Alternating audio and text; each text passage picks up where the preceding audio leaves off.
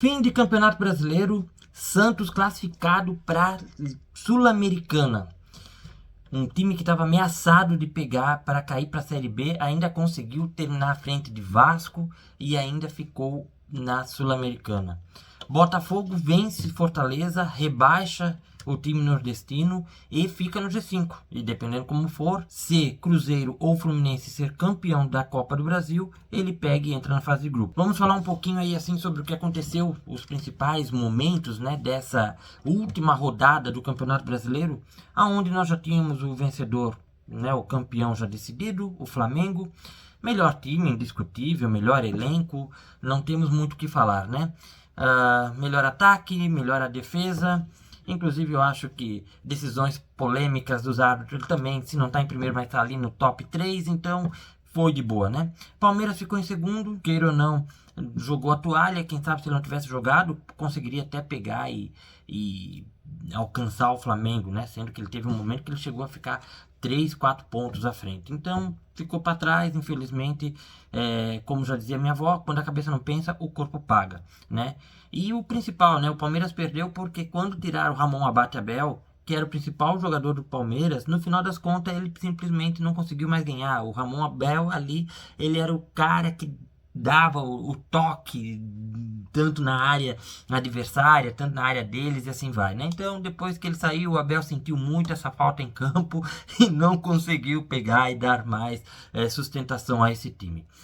Porém, hoje, os principais jogos, né, que tiveram, o próprio Palmeiras acabou vencendo o Ceará lá em Ceará, aonde acabou rebaixando o time, certo?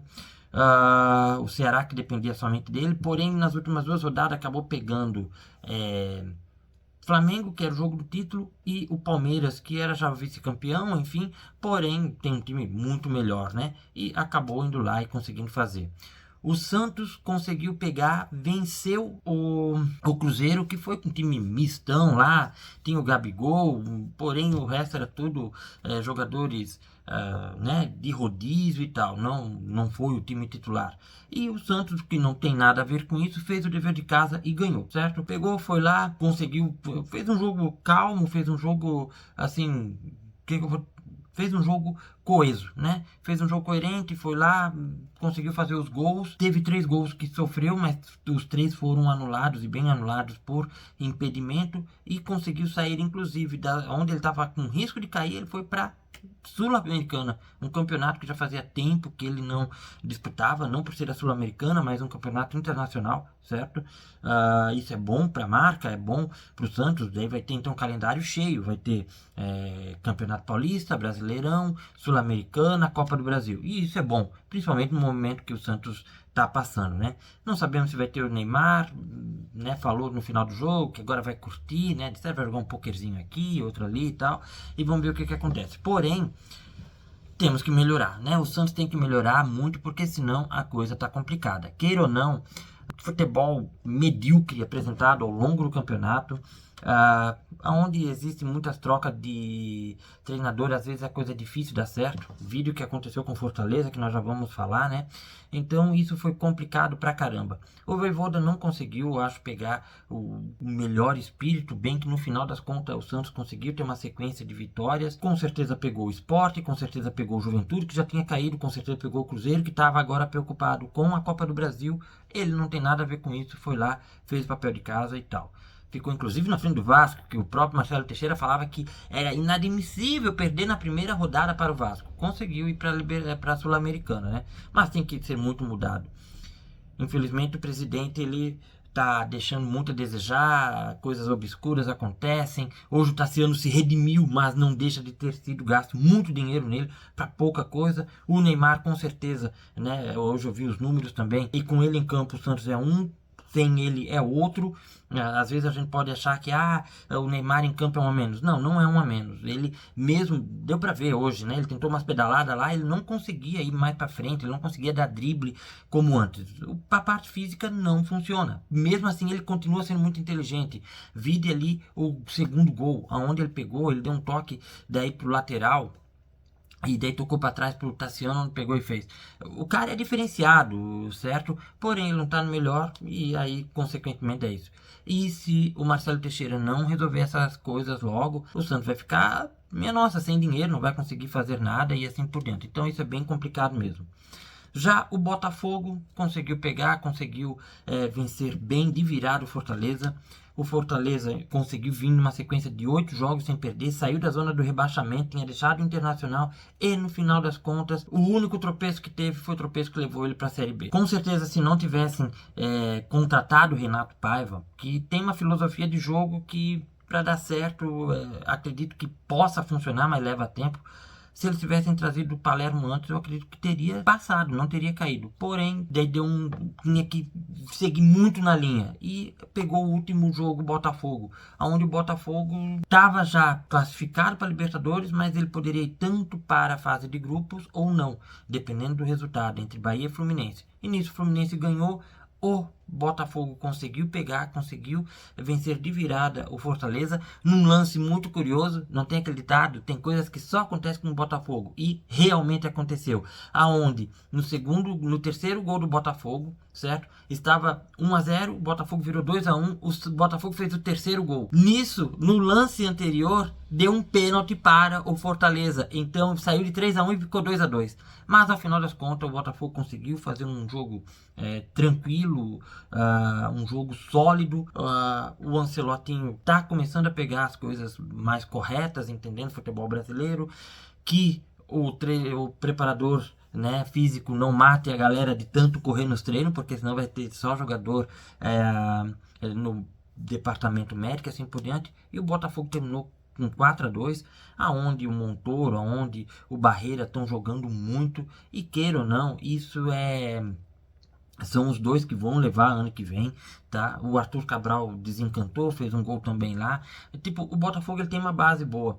Se conseguir alguns dos jogadores pontuais, principalmente alguém de meio de campo que lembre o Gregory, claro, não tem como trazer alguém com a mesma característica com o Gregory, né? Porque o Gregory ele era o único, pelo menos aqui no nosso futebol, pelo que eu acredito.